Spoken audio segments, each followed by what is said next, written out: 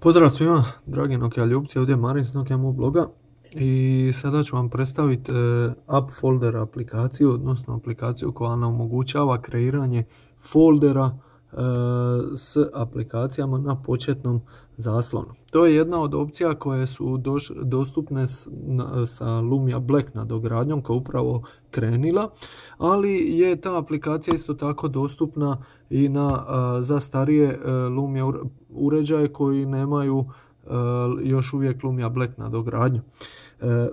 Ovdje ispred nas se nalazi Nokia Lumia 1520, kao što vidite jedan vrlo lijep primjerak mobilnog uređaja. Radi se o prvom Nokia Phabletu.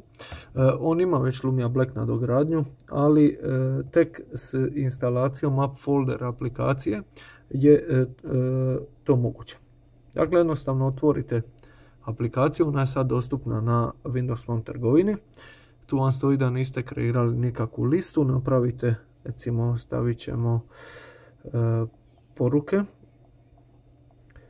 stavite naziv foldera vašega i sad možemo odabrati primjerice, ne znam, WhatsApp i stavit ćemo ovdje još, imamo sad tu Skype, nebitno.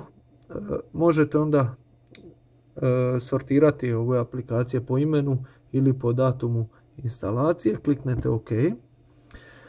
I sada što možete ili dodati još aplikacija ili nakon što kliknete OK možete to postaviti na početni zaslon i onda vam to izgleda otprilike ovako. Kliknete na taj folder i tu su vam WhatsApp i Skype, onda odete na WhatsApp i imate tu WhatsApp. Pločica dolazi u 3 veličine, znači najmanja, gdje vam se sve ove onda ikone aplikacija vide. Imate ovu najveću veličinu i naravno koliko ima aplikacija unutar, one se sve tu, njihove ikone se vide. Imate ovu srednju. Ono što ovdje još možete raditi, vidite imate sa strane ovu kao listu i možete onda mijenjati proizvoljno položaj aplikacije, odnosno poredati kako vi želite. See all folders, znači ako imate samo jedan folder možete kreirati još jedan i tako koliko vam duša želi.